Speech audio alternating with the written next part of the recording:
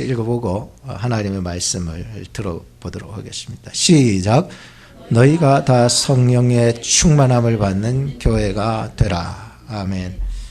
너희가 다 성령의 충만함을 받는 교회가 되라. 사도행전 1장 4, 5절에 보면 예루살렘을 떠나지 말고 내게 들은 바 아버지의 약속하신 것을 기다리라. 요한은 물로 세례를 베풀었으나 너희는 몇 날이 못되어 성령으로 세례를 받으리라. 이 말씀을 주셨어요. 제자들과 예수님의 그 부활을 목격했던 자, 예수님의 약속을 굳게 믿고 전부 모여서 기도하던 자들은 다 하나같이 성령을 받게 됩니다. 그 약속대로 모여서 기도하던 자들이 하나같이 성령의 강한 임재를 경험하는데, 그 현상은 마치 바람과 같이 또 불의 그 혓바닥이 있나 봐요. 불의 혀와 같이 각 사람에게 임하는 현상으로 나타나게 되었었습니다. 요엘서 2장 28절에 보면 그 후에 내가 내 신을 만민에게 부어주리니 너희 자녀들이 장래의 일을 말할 것이고 너희 늙은이들이 꿈을 꾸며 너희 젊은이는 이상을 볼 것이고 그때에 내가 또 내 신으로 남종과 여종에게 부어줄 것이며 내가 이적을 하늘과 땅에 베풀리니 곧 피와 불과 연기 기둥이라 했습니다.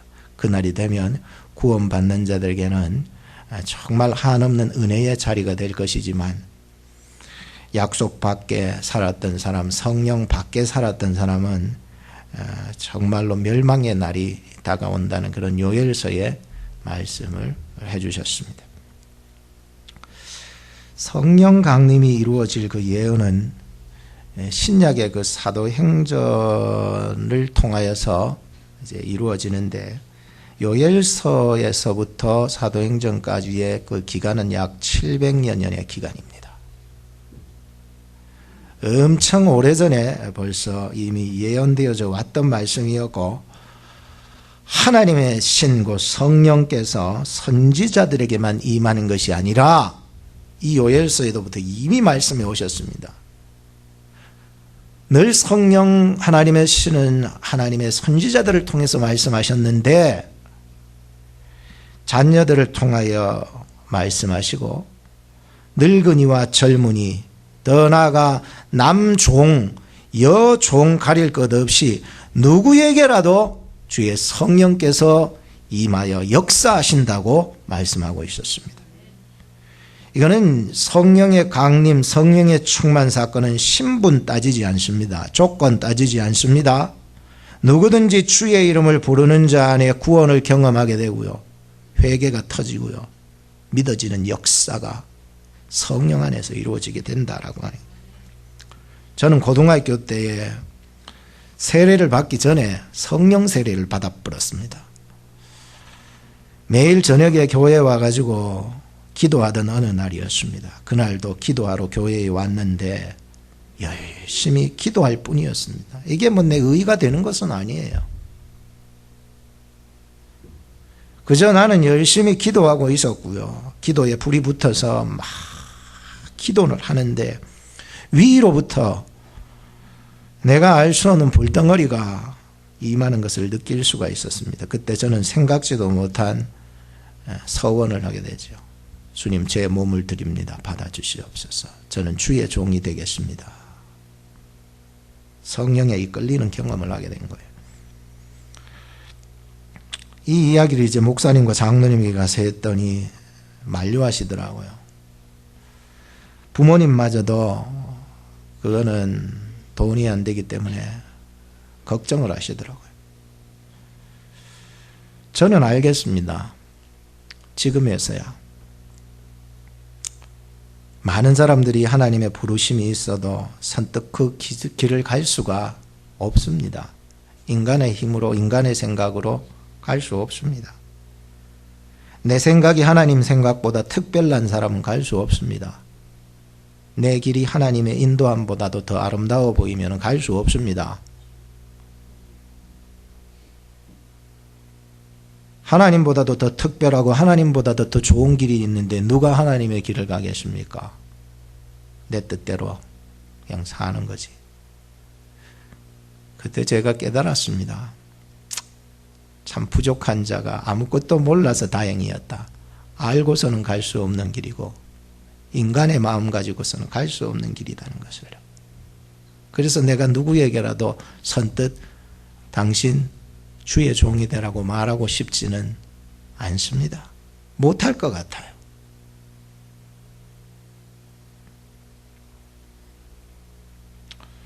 그래서인지 이 부족하고 무능한 자를 그 당시에 찾아오셔서 성령 주시고 그저 주님이 최고입니다. 하나님이 최고라고 그냥 생각하고 그냥 어린 마음에 그냥 살아가던 나에게 주신 하나님의 은혜였던 것이지요. 서원하게 된 거예요.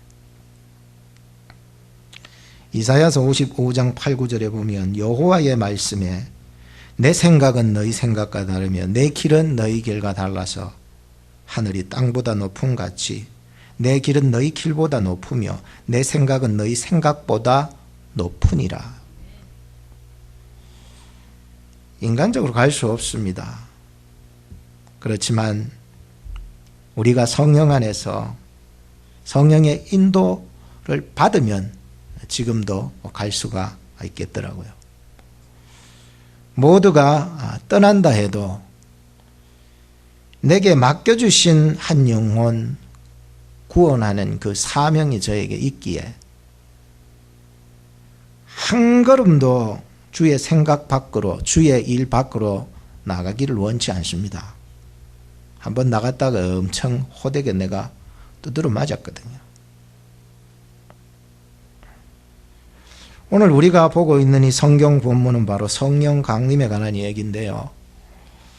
구약의 요엘서뿐만 아니라 이사야에서도 예언이 되어 있는데 이제 신약의 예수님 그리스도께서도 친히 약속을 하셨던 부분이 사도행전 시대에 드디어 성취가 되는 것을 봅니다. 그때 모인 사람들은 대략 한 120여 명이었고 다락방에 모인 것이 교회의 첫 시작이었습니다. 개척교회예요. 이제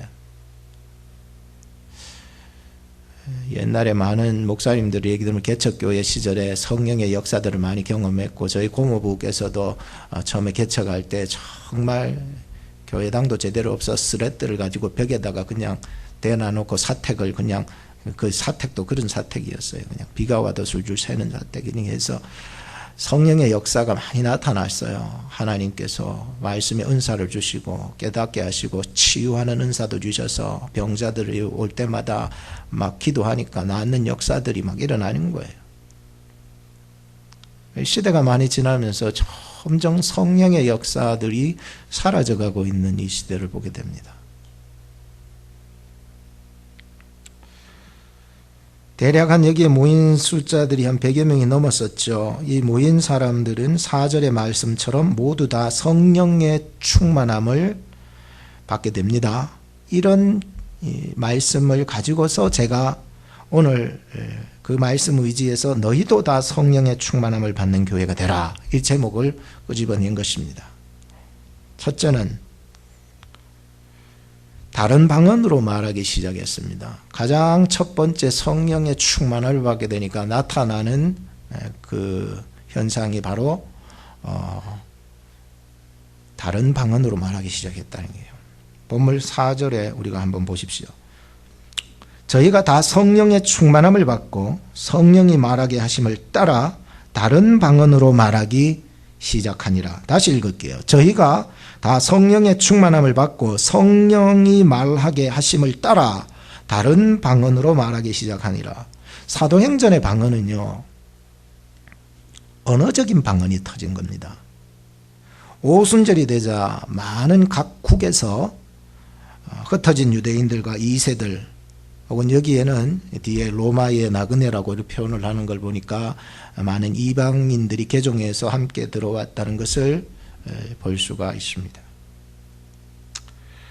본문 5절과 6절 말씀을 한 번 더 보시기 바랍니다. 그때의 경건한 유대인이 천하 각국으로 다락방에서 골목으로, 골목에서 예루살렘 구석구석으로, 전역으로 드디어 퍼져나가기 시작했습니다.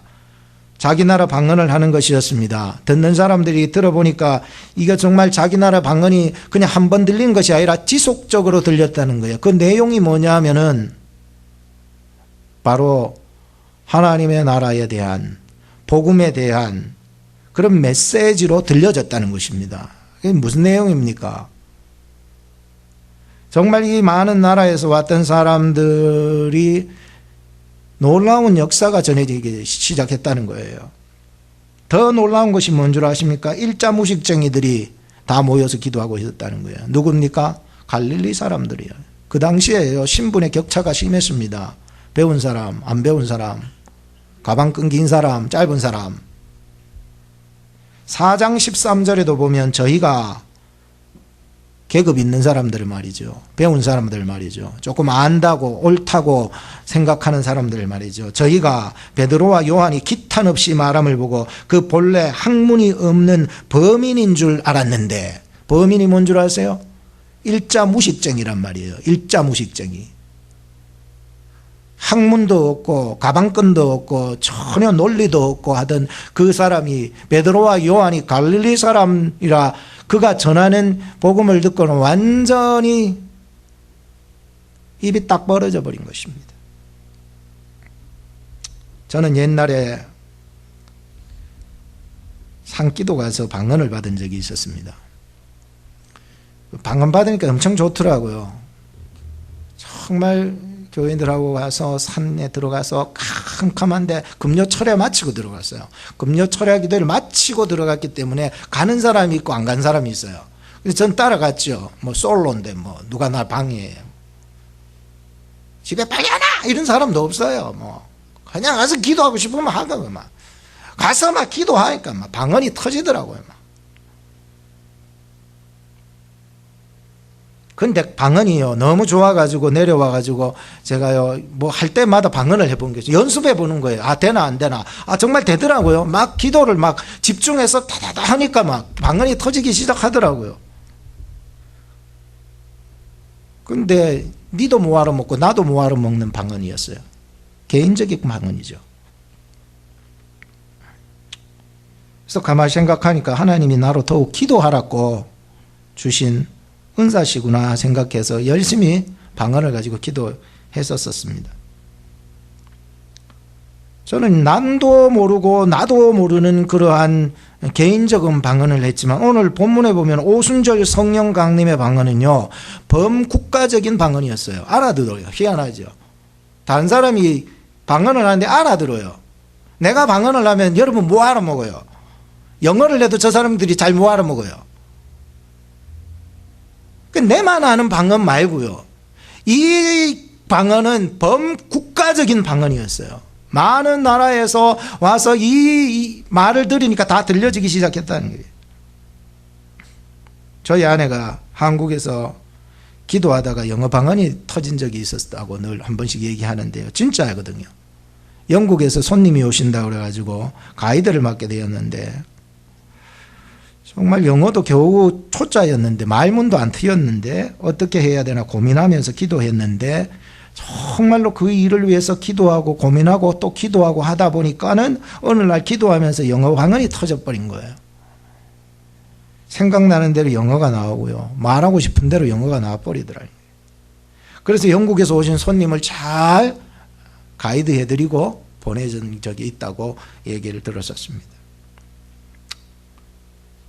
하나님 저는 왜 입을 안 열어주시고 아내만 사람들, 셋째는 애굽 지역에서 오는 사람들, 마지막 넷째는 로마 지역에서 오는 사람들이 있었습니다.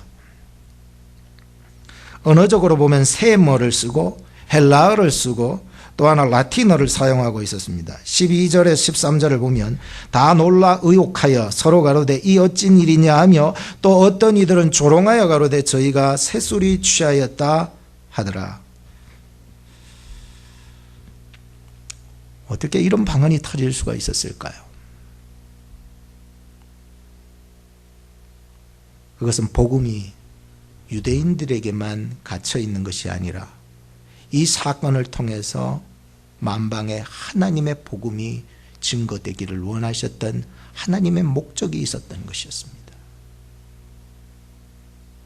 오늘 우리 자신도, 우리 교회도, 우리 가정도, 여러분 사업장도 내만 잘 되려고 그러지 마세요.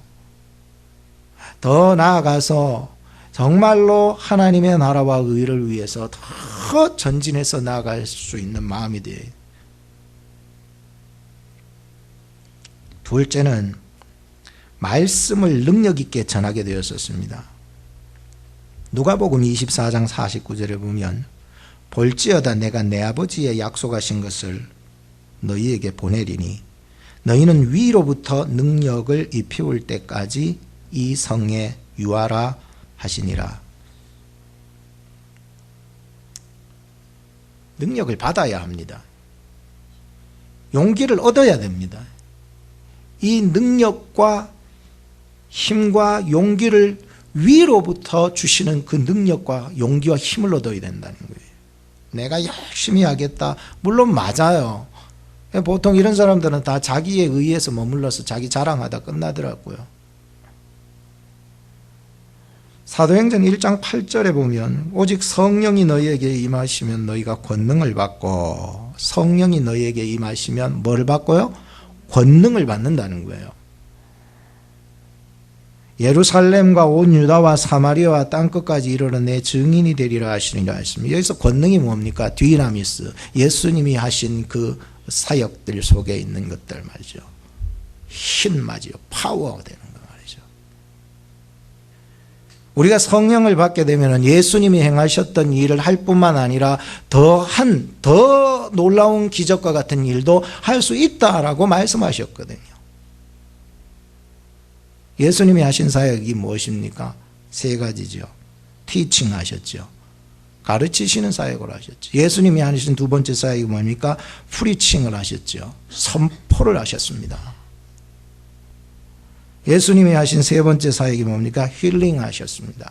치유하셨습니다. 이 세 가지 사역은 예수님께서 이 땅에서 하신 아주 중점적인 세 가지 사역이었습니다.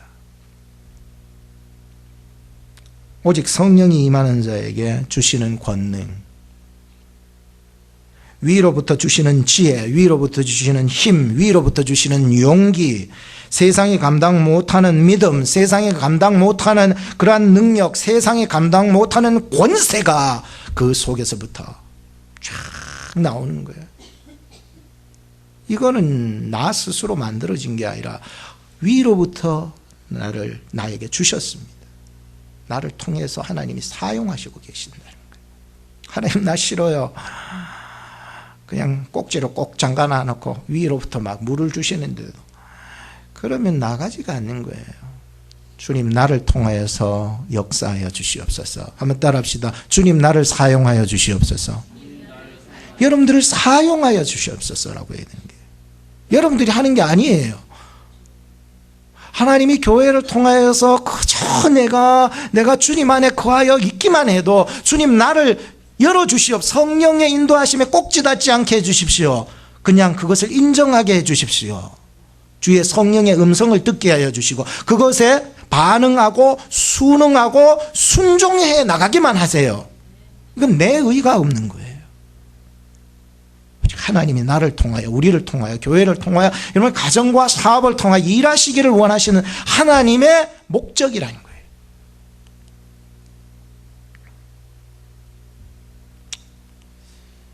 위로부터 주시는 성령이 임하면요 세상이 감당 못합니다. 마귀 권세 이 벌벌 떠옵니다. 그냥 성령이 임하는 사람은 하나님이 주시는 위엄이 있습니다. 권세가 있습니다. 하나님이 주시는 카리스마가 있다고요. 오늘 14절 말씀을 다시 보세요. 베드로가 11 사도와 같이 서서 소리를 높였대요. 여러분 생각해보세요. 베드로가 어떤 사람 두려워하면서 예수님 십자가 못 박힐 때 숨어서 따라가다가 예수 3번 저주하고 부인하고 도망 나가서 응응 울었던 사람. 내가 미쳤지.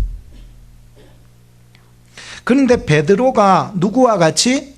11 사도와 같이 서서 소리를 높여 가로되 유대인들과 예루살렘에 사는 모든 사람들아 이 일을 너희로 알게 할 것이니. 이 일이 뭡니까? 예수 그리스도에 대한 이야기 아닙니까?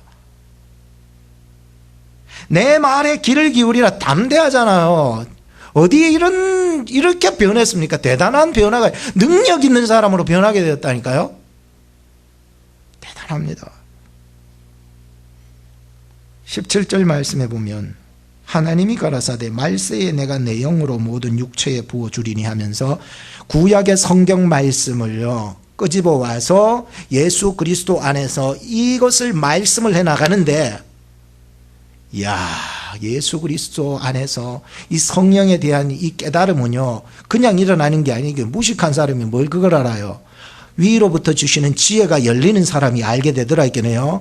그러니까 어떻게 사람들이, 무식한 갈릴리 사람이 어떻게 이 구약에 나온 요엘 말씀을 들어서 예수 그리스도 안에서 이 성령의 말씀들을 전해 나가는지요, 이게 이해가 안 돼요. 위로부터 주시는 지혜가 안 열리면은 아무리 해도요 막혀 있어서 안 열려요. 그냥 윤리적인 얘기하다 끝나요. 하나님 오늘도 주의 역사가 성령 안에서 이루어지며 윤리적인 교훈, 도덕적인 교훈에서 끝나지 말고 우리의 영을 잡아 흔드는 하나님의 놀라운 성령의 역사가 이루어지는 오늘 예배가 되게 해달라고 말이죠.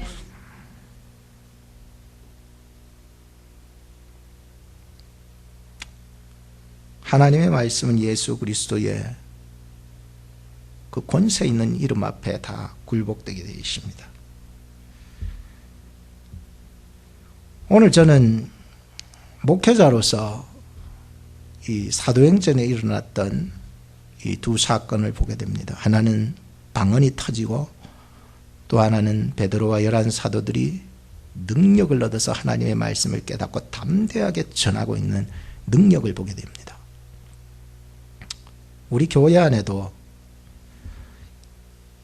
예수 그리스도의 그 사랑 안에서 새 방언과 새 능력을 받았으면 좋겠다는 그 간절한 소망이 막 일어나더라고요.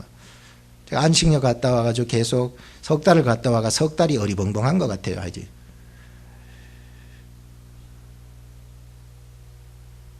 하나님 우리 교회가 이제 새로운 발돋움을 해나가기 시작하고, 저희의 이제 또한 상반기의 사역이 끝났다면 하반기의 사역이 시작되면서 하나님 새 역사를 열어주시옵소서, 새 역사를 만들어가는 교회가 되게 해주시옵소서. 간절한 소망이 생기더라고요. 이전에 있는 믿음, 오래된 포도주, 이젠 새 포도주, 이젠 새로운 새 사랑, 새로운 그 능력, 이런 것들 경험해 나갈 수 있도록 우리 교회를 인도해 달라고 말이에요. 그런 소망이 막 생기더라고요. 지난 주간에 제가 읽은 책 중에 영혼을 살리는 말, 영혼을 죽이는 말, 폴 트립이라고 하는 사람의 책을 읽어가면서 참 이런 얘기가 있더라고요. 우리 부부가 서로 이야기를 나누다가 싸우기 시작했다. 그래서 아내가 감정을 절제하기 위해 잠시 휴전을 제의했다. 그리고 거실로 가는데 나는, 이 저작자죠, 나는 거실로 따라가며 논쟁했다. 여자는 피해 가려고 이제 잠시 절제하고 좀 시간이 필요해서 멀리 가는데, 이놈의 남자는 계속해서 거실로 따라다니면서 논쟁을 했다는 거죠. 다시 아내가 2층 침실로 가겠다며 갔는데 나는 2층 침실로 따라가면서 핏대를 높이며 말했다. 이번에는 아내가 욕실로 가겠다고 했는데 나는 또 따라갔다. 그때 아내가 뒤를 돌아보며 빙그레 웃으면서 내게 말했다. 당신 아직도 내가 왜 이러는지 모르겠어? 심한 말 하지 않기 위해 당신으로부터 좀 떨어져 있으려는 거야. 제발 그만 좀 따라와. 생산적인 대화를 하려면 우리는 둘 다 생각하고 기도하고 자신에 대해 절제할 수 있는 시간이 필요해. 그때서야 이 사람, 남자가, 저약자였던 이 사람이 나는 따라가지 말아야 되겠다는 생각을 하게 되었다 라고 하는 거죠. 아, 그녀가 옳았구나. 그때 하나님께서 자기 절제를 깨닫게 해주셨다. 이 성령의 마지막에 그 9가지 열매 중에 제일 끝에가 뭐예요? 절제지요. 참 끝에 있다가 우리는 쉽게 나가는데 이거 굉장히 중요한 거예요. 우리 속에 거하시는 성령의 능력을 잃어버리거나 자기 절제를 행하지 않으면 큰 상처를 입는다. 말이 주는 상처는 여운이 오래간다. 심한 말을 하려는 충동이 올 때 스스로에게 이렇게 말하라. 우리도 한번 따라 해볼까요? 안 돼. 그러면 안 돼. 기다려. 기도해. 생각한 다음에 말해. 이렇게 하는 거예요. 저 얘기가 아니고 저작자의 얘기예요. 그리고는 이런 말을 딱 남겨서 가슴에 새겨들더라고요. 자기 절제의 훈련은 우리가 그리스도께 받은 사명이다. 자기 절제에 대한 훈련은 그리스도께서 나에게 주신, 우리에게 주신 사명이다 라고 했는데 마음에 확 닿는 거예요. 에베소서 4장 29절에 30절 말씀에 보면 무릇 더러운 말은 너희 입 밖에도 내지 말고 오직 덕을 세우는 데 소용되는 대로 선한 말을 하여 듣는 자에게 은혜를 끼치게 하라. 하나님의 성령을 근심하게 하지 마라. 그 안에서 너희가 구속의 날까지 인치심을 받았느니라. 이게 참 성령 받은 자로서 어떻게 살아야 되는지 확실하게 성경은 얘기해 주는 것 같아요. 뭐 책을 읽어가면은 물론 답은 있지만은 또 이렇게 빙 돌려가면서 여러 막 적용들이 많고 이렇지만은 성경은 그냥 우리에게 직격탄으로 우리의 가슴 속에 우리의 영혼을 확 변화시키는 능력이 있어요. 성령 받는 사람요, 성령 받은 사람요, 남의 험담을 끊습니다. 내가 지금 남의 험담을 하고 남 욕하고 있으면 아직까지 내가 성령의 충만함이 없구나 이 생각을 가지셔요. 칭찬하는 말을 하는 거예요. 감사하는 말을 자꾸 하는 거예요. 찬양하는 그 입이 된다는 거예요. 이게 새 방언이 아닐까요? 나라적인 방언이 막 사도행전에 터지지만 오늘 우리 교회를 생각하고 목회자의 입장에서 생각해 볼 땐 정말 새 방언이 어디 있겠습니까? 한번 따라 합시다. 감사합니다. 죄송합니다. 괜찮습니다. 사랑합니다. 우리 옆 사람한테 인사하세요. 뭐 한 가지라도 얘기해 보세요. 할 얘기가 없어요? 이거는요, 이 말은요, 안 쓰면은요, 이처럼 불편한 게 없어요. 사랑합니다는 말을 자꾸 쓰면 훈련되면 될수록 좋고 기적이 일어나는데 감사합니다는 말을 자꾸 쓰면 기적이 일어나요. 내가 죄송합니다라고 하는 말을 하면 기적이 일어나요. 내가 알지 못하는 기적이 일어나요. 근데 이게 안 쓰면은 이것처럼 불편한 게 없어요. 우리가 기적을 만드는 그런 교회 되기를 바랍니다. 사무엘상 19장에 여러분들 보셨습니까? 거기에 보면은요, 다윗이 사울을 피해가지고 도망가는 내용이 나와요.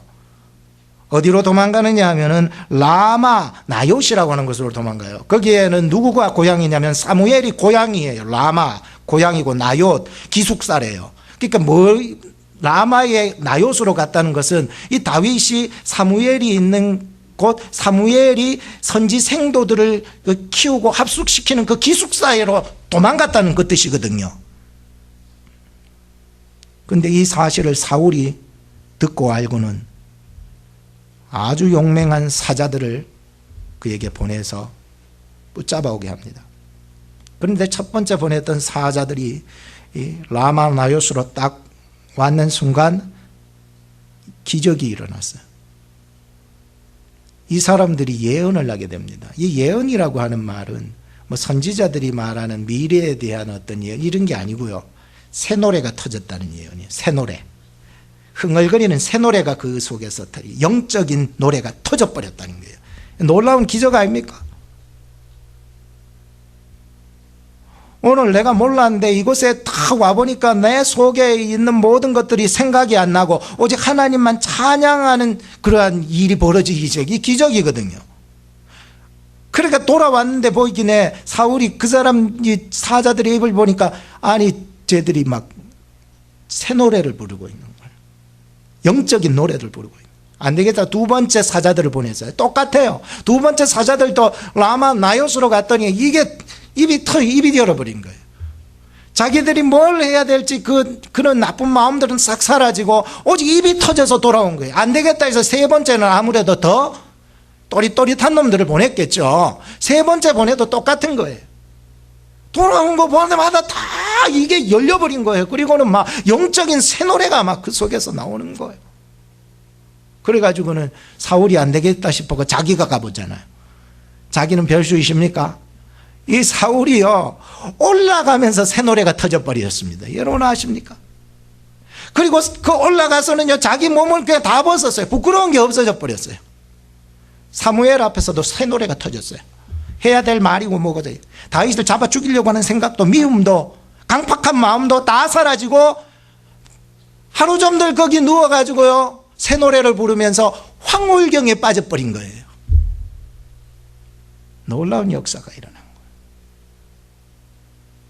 우리도 끊임없이 성령의 지배를 받지 아니하면은요 우리의 강팍하고 우리의 더럽고 추악한 생각들이 우리를 잠식해서 우리를 누르게 되는 거예요. 하나님 성령에 충만한 교회, 성령에 충만한 개인, 하나님 성령에 충만한 가정, 성령에 충만한 사업이 되게 해주시옵소서. 그래서 우리 속에 있는 모든 강팍하고 더러운 것들이 물러가게 하시고 마귀의 종노릇해서 얽매인 것이 풀려지게 하시고 죄의 종노릇하는 것이 성령의 능력으로 풀려지게 하여 주시옵소서라고 하는 이 역사 말입니다.